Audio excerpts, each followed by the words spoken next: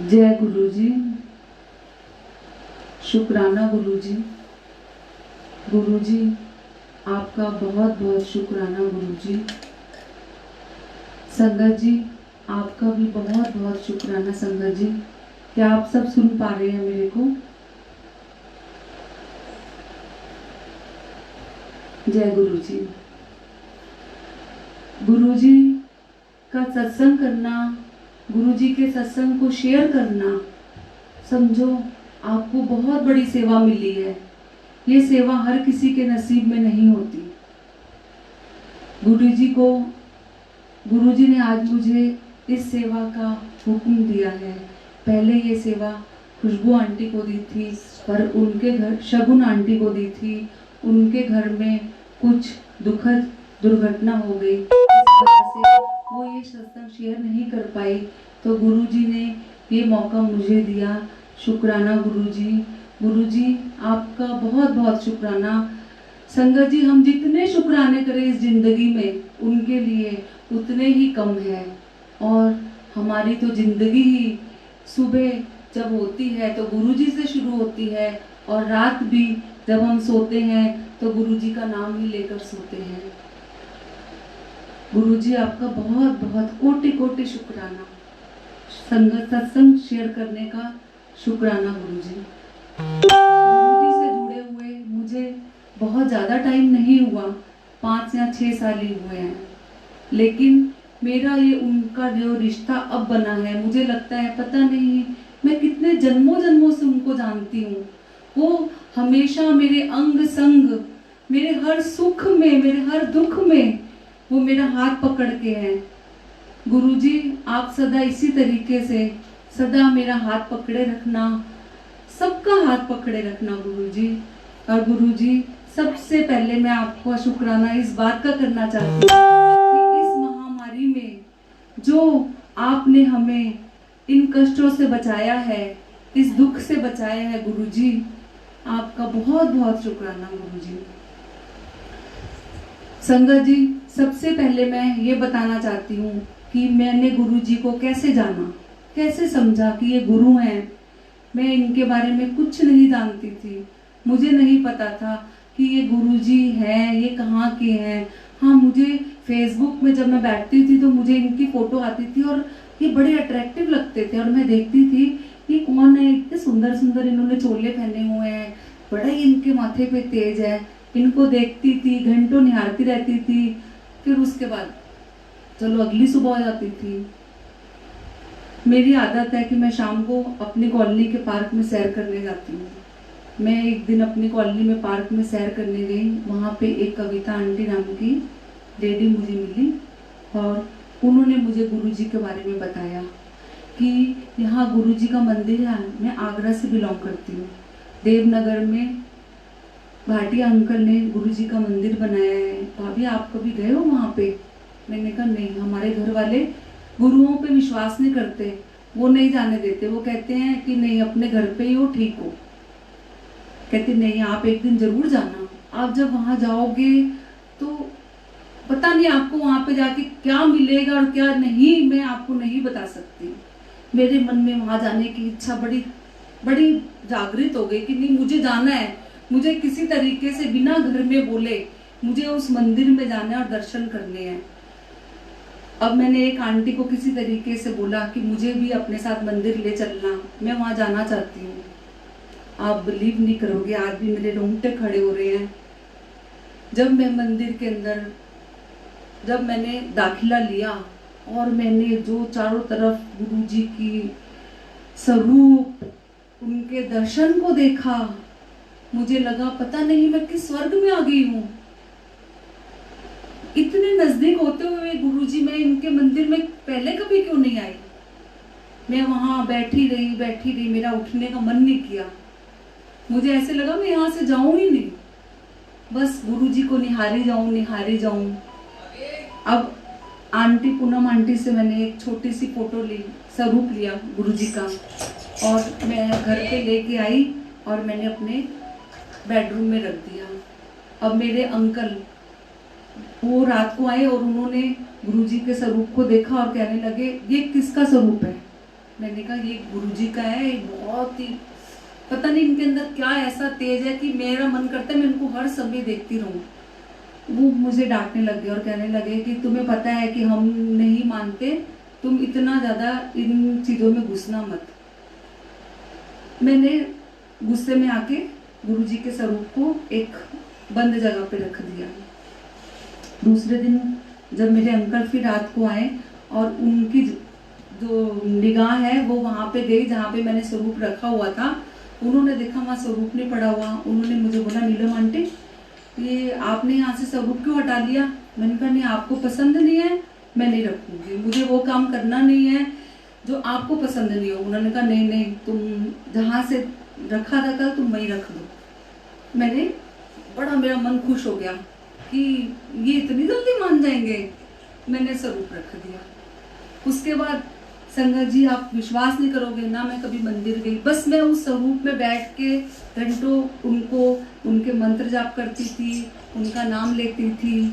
चलती रही ऐसे कहानी 2 साल तक चलती रही। और मैं इतनी भी गुरुजी के अंदर डीप नहीं घुसी थी कि मुझे ये भी नहीं पता था कि गुरुजी का जो जन्म है वो 7 जुलाई को हुआ था।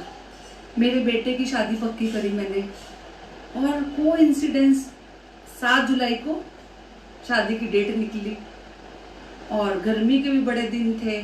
मेरे पति भी मान नहीं रहे थे, अरे बड़ी गर्मी है 7 जुलाई को हम शादी नहीं करेंगे, डेट हम कैंसिल कर देते हैं। पर होटल वालों ने कहा कि नहीं, इस दिन अच्छा मतलब आप कर दो, होटल भी खाली है। और जब मैं पूनम आंटी के घर अपना शादी का कार्ड गुरुजी के मंदिर में रखने गई और मुझे पता चला कि गुरुजी का जन्मदिन 7 जुलाई को है, संगत जी आप मानोगे नहीं, सबसे पहले मुझे इतनी खुशी हुई कि मैं अपने बेटे की शादी उस दिन कर रही हूँ जिस दिन गुरुजी का जन्मदिन है। और जिंदगी भर लोग भी मनाएंगे, गुरुजी के जन्मदिन का केक भी कटेगा और मेरे बच्चे की शादी का केक भी कटेगा उस दिन, उनकी एनिवर्सरी भी मनाई जाएगी। चलो हो गया, हम बहुत खुश थे अपनी ज़िंदगी में। मुझे आज तक कभी कोई प्रॉब्लम नहीं हुई थी। मेरे बेटे की शादी के ठीक 8 महीने पहले बाद मेरे को फीवर होने लग गया और यहाँ आगरा के डॉक्टर्स को दिखाया, उन्होंने कहा टाइफाइड है, मुझे खांसी जा नहीं रही थी। तो मेरी बेटी भी डॉक्टर है, वो पुणे में उस समय एमडी कर रही थी। उसने बोला, आज से 3 साल पहले की बात है, तो उसने बोला मम्मी आप एक काम करो, सिटी स्कैन करा लो अपना।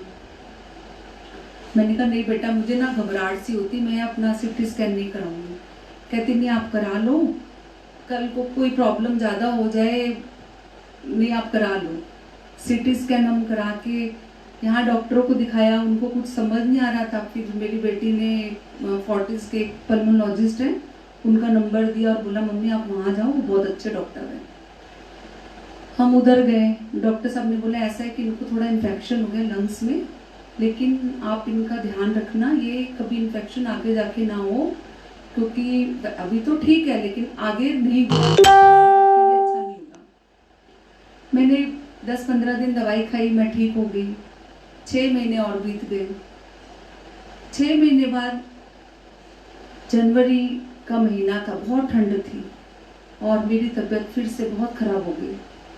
मेरी खांसी फिर से दोबारा शुरू हो गई और मेरी सांस नहीं निकल रही थी।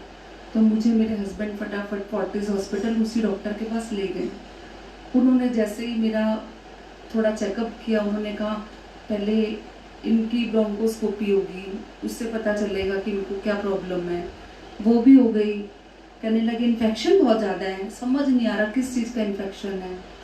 बहुत टेस्ट कराए उन्होंने, बहुत सारे स्कैन, सब कुछ, डॉक्टरों को कुछ समझ नहीं आए कि इन्फेक्शन है किस चीज़ का है, उनको समझ ना आए। बाद में उन्होंने बोला कि अब आप पेट सीटी स्कैन, जो कि कैंसर का टेस्ट होता है, ये कराने के लिए बोला। अब मेरे हाथ पैर ठंडे हो गए। मैं इन टेस्टों से बहुत घबराती हूँ, लेकिन जैसे मैंने अपनी आंखें बंद करी, मुझे ऐसे लगा कि गुरुजी मेरे पास बैठे हुए हैं और मुझे कह रहे हैं तू क्यों चिंता करती पई है, कुछ नहीं होना तेनू, कुछ नहीं होना, वेखी होन दे टेस्ट जेड़े होंदे हैं। फिर भी घबराहट थी एक मन में। डॉक्टर ने मुझे अंदर बुलाया और कहा कि देखिए आप मान के चलिए कि आपको कैंसर भी हो सकता है। लेकिन आजकल हर चीज का ट्रीटमेंट है, आप ठीक हो जाओगे, कुछ होगा नहीं, बस थोड़ा अपनी को स्ट्रांग रखो। एक वो हम आपका कराते हैं, उसके बाद हम क्लियर करेंगे कि आपको क्या है। पाइप्सी के लिए एनेस्थीसिया वगैरह देना पड़ता है, एक छोटा सा ऑपरेशन होता है जो कि लंग्स की होती है। मुझे अंदर ले जाया गया, मुझे थोड़ा डर लगा, लेकिन पहली बार मैं घबराई नहीं। मैंने अपनी आंखें बंद करी और मेरे साक्षात गुरुजी मेरे सामने आए। उन्होंने मेरा ये हाथ पकड़ा और बोला, तू बिल्कुल चिंता ना कर, तेनू पता भी नहीं चलना कि होया सी अंदर, और देखी मैं तेनू एकदम ठीक कर दवांगा। और डॉक्टरों ने घर वालों को बोल ही दिया था कि हमें लग रहा है कि इनको कुछ प्रॉब्लम है। मेरे को अंदर ले गए, मेरी बायोप्सी हुई, मैं बाहर आ गई। बायोप्सी के रिजल्ट आने में 8 दिन थे, लेकिन पता नहीं, ऐसे लग रहा था ये जो बैठे हुए हैं इन्होंने मेरा हाथ पकड़ा हुआ है, ये मेरा हाथ छोड़ेंगे नहीं। और 8 दिन बाद रिपोर्ट भी आ गई। डॉक्टर ने कहा बहुत बहुत मुबारक हो, इनको तो कोई ऐसी कोई प्रॉब्लम नहीं है, थोड़ी सूजन है जो कि स्टेरॉइड दी जाएगी और ठीक हो जाएगा इनका। लेकिन हाँ, ये हो सकता है कि स्टेरॉइड इनकी ज़िंदगी भर चले, क्योंकि प्रॉब्लम है, लेकिन हाँ आपको कुछ गलत प्रॉब्लम नहीं है। मेरी डॉक्टर ने स्टेरॉइड चालू कर दी, घर वाले भी खुश हो गए कि मेरी जान बच गई, क्योंकि भगवान किसी दुश्मन को भी कोई ऐसी बीमारी ना हो। मेरे गुरुजी ने मेरी लाज रखी और स्टेरॉइड शुरू करी मेरी, और 1.5 महीना तक मैंने स्टेरॉइड खाई। और आप बिलीव नहीं करोगे, मुझे बहुत डिप्रेशन भी हुआ इन दिनों, लेकिन मैं गुरुजी का ध्यान नाम लेती रहती थी, उनको देखती रहती थी। उन्होंने मुझे एकदम खड़ा कर दिया। डॉक्टर खुद हैरान था कि इनकी स्टेरॉइड इतनी जल्दी कैसे छूट गई। कहने लगा, करिश्मा है आपका, आपकी स्टेरॉइड बहुत जल्दी छूट गई, देख लो आप ठीक हो गई। आप मानोगे नहीं, आज 2.5 साल हो गए हैं और मैं जाती हूँ, मेरा डॉक्टर चेकअप करता है, लेकिन कोई मेडिसिन नहीं देता। मैं योगा करती हूँ और मेरे योगा गुरु सबसे बड़े ये जो मेरे पास बैठे हुए हैं, बस मैं इनका नाम लेती हूँ और इन्होंने अपनी कलम से हम सब के लेखे लिखे हैं, सबके लेखे लिखे हुए हैं। देखो, कर्म तो हमें अपने करने काटने हैं, कुछ ये गुरुजी के हाथ में भी है, वो हमारे कर्म कटवाते हैं और अपनी जो कलम है उससे हमारे लेख लिखते हैं। उन्होंने सबके लेख लिखे हुए हैं। आज मुझे नहीं पता था कि मुझे यहाँ सत्संग शेयर करना है, लेकिन मैं सत्संग शेयर कर रही हूँ। ये भी उन्होंने उनका आदेश है, उनके आदेश से ही मैं ये सब कर रही हूँ। और एक पहले छोटा सा एक भजन जो कि मैं सोच के बैठी थी कि मैं संगत, मेरी आवाज इतनी अच्छी नहीं है लेकिन मैं गाऊंगी। गुरुजी का आशीर्वाद है मेरे ऊपर, सबका आशीर्वाद है। उन्होंने, मैंने बोला ना कि कलम से सबके लेख लिखे हुए हैं। जय गुरु जी। और सतगुरु मेरे कलम हाथ तेरे, कलम हाथ तेरे, तू सोने सोने लेख लिख दे। और सतगुरु मेरे कलम हाथ तेरे, कलम हाथ तेरे, तू सोने सोने लेख लिख दे।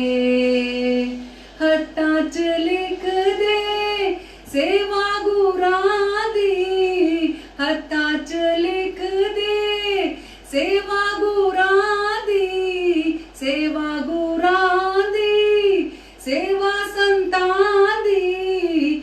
ओ सेवा कर दी कदे भी ना थका, कदे भी ना अक्का, हूँ सोने सोने लेख लिख दे। और सतगुरु मेरे कलम हाथ तेरे, कलम हाथ तेरे, तू सोने सोने लेख लिख दे। पैरां च लिख दे सतसंग जाना, पैरां च लिख दे सतसंग जाना। सतसंग जांदी कदे भी ना थका, कदे भी ना अक्का, तू सोने सोने लेख लिख दे, सतगुरु मेरे कलम हाथ तेरे, कलम हाथ तेरे, तू सोने सोने लेख लिख दे। अखां च लिख दे दर्शन गुरां दा, अखां च लिख दे दर्शन गुरां दा, दर्शन कर दी कदे भी ना थका, कदे भी ना अक्का, तू सोने सोने लेख लिख दे, सतगुरु मेरे कलम हाथ तेरे, कलम हाथ तेरे, तू सोने सोने लेख लिख दे। सबसे बड़ी बात, श्वासा च लिख दे सिमरन गुरां दा, श्वासा च लिख दे सिमरन गुरां दा, सिमरन कर दी कदे भी ना थका, कदे भी ना अक्का, तू सोने सोने लेख लिख दे, सतगुरु मेरे कलम हाथ तेरे, कलम हाथ तेरे, तू सोने सोने लेख लिख दे। शुक्राना गुरु जी, जय गुरु जी, जय गुरु जी। संगत जी और संगत जी, फिर उसके बाद जैसे जैसे मैं ठीक हुई, और देखिए गुरु कृपा, देखिए गुरु जी ने मुझे मेरा पोता दिया, सब उनकी कृपा। वो अभी 2 साल का भी नहीं हुआ और सारा दिन जय गुरु जी, जय गुरु जी, जय गुरु जी करके नाचता है। जहां वो गुरु जी का स्वरूप देख ले उसको चूमेगा, हक करेगा। मतलब मुझे ऐसे लगता है कि गुरु जी ने पता नहीं अपना एक रूप दे दिया मेरे को, और मैंने उसका नाम भी शिवाय रखा है। जय गुरु जी। और गुरु जी आपके बहुत से सत्संग है, बहुत सारे सत्संग है, इतने सत्संग है कि हम शेयर करते करते भी थक जाएंगे, लेकिन आपके सत्संग हमें मतलब खत्म नहीं होंगे हमारे पास से। सबसे बड़ी बात गुरु जी, आपने जीना सिखाया, पॉजिटिविटी दी, आपने ये सिखाया कि किसी से ईर्ष्या द्वेष मत करो। आपने इतनी अच्छी चीजें जिंदगी में सिखाई है गुरु जी कि हमने जिंदगी में कभी कहीं और से सीखी नहीं है। आप ही हमारे दाता हो, आप ही मेरे माँ हो, आप ही मेरे पिता हो, मेरा सब है तू, मेरा रब है तू। मैं क्या बोलूं, मेरा तो सब कुछ मेरा गुरु है। और मेरा पूरा परिवार जो कि कभी गुरुओं को नहीं मानता था, आज बिना गुरु की आज्ञा लिए घर से बाहर नहीं निकलता। हम घर से बाहर निकलते हैं और हम कहते हैं गुरु जी हमारे साथ चलो, वो हमारे साथ चलते हैं और हमारे साथ ही वापस आते हैं। गुरु जी आपकी महिमा का गुणगान क्या करूं गुरु जी, आपकी महिमा अपरंपार है। और गुरु जी आपकी बातें करना, आपका सत्संग करना इतना अच्छा लगता है, इतना अच्छा लगता है कि मैं आपको बता नहीं सकती। और मुझे ज्यादा कुछ कहना तो नहीं आता। बाकी आज शाम को 6 बजे इसी ग्रुप के अंदर याचिका आंटी जो कि कनाडा से हैं, वो अपना सत्संग शेयर करेंगी। इसीलिए इस ग्रुप के सब लोग उनका सत्संग जरूर सुनना। और गुरुजी क्या पता मुझे फिर कभी दोबारा मौका दे और मैं और भी सत्संग शेयर करूं। और इस ग्रुप में मैं अभी नई हूँ, मुझे मालूम नहीं है कि अब इसके बाद भी किसी ने सत्संग अपना शेयर करना होगा। धन्यवाद सबका, गुरुजी का धन्यवाद, शुक्राना गुरुजी का, बहुत बहुत शुक्राने, बहुत बहुत अनंत कोटि शुक्राने मेरे दाता। रखे चरना दे कोल। जय गुरु जी, जय गुरु जी, जय गुरु जी।